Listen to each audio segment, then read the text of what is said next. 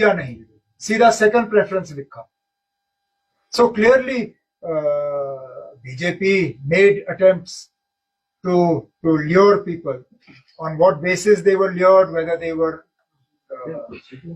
were induced or anything, that only BJP can answer. Omar sahab, कुछ मेंबरान ने आज महराज मलिक पे स्पीकर साहब ने अपनी राय दी है।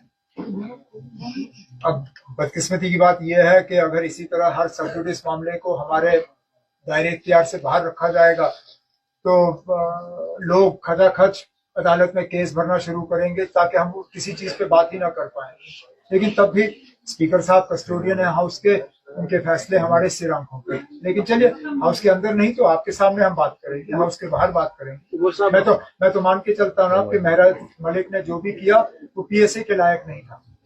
अगर उनका डीसी के साथ या किसी और अफसर के साथ गाली गलौज, तो गाली गलौज तो है, वो पीएसए के लायक तो नहीं।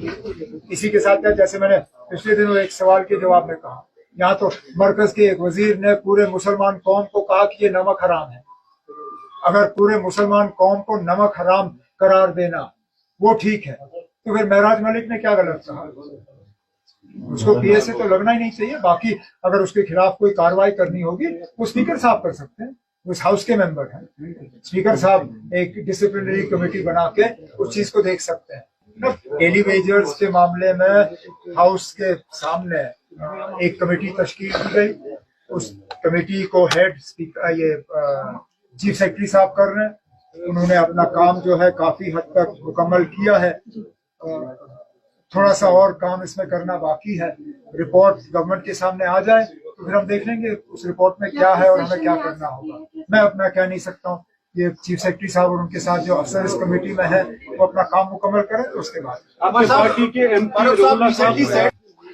नतीजे निकल जाए तो पता चलेगा फर्क पड़ेगा या नहीं पड़ेगा। कैंपेन करने के लिए या कैंपेन ना करने के लिए मजबूर नहीं किया है। नहीं करना चाहते ना करें ना, कोई बात नहीं।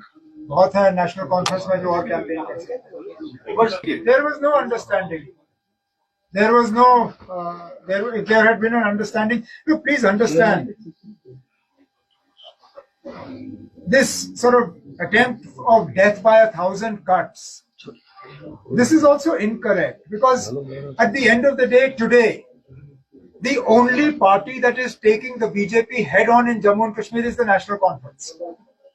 We are the ones who took them on in the Rajya Sabha elections, nobody else. Congress could have fielded a candidate, they chose not to. चलिए ठीक है। In Nagrota, please tell me, where are the candidates from the other parties? Where is PDP's candidate in Nagrota? Congress also at the last minute told us they will not fight. Then I had to scramble to find a candidate. Otherwise, we were ready to support the Congress in Nagrota. But today, the only party in Jammu and Kashmir that is fighting the BJP on the ground electorally is the National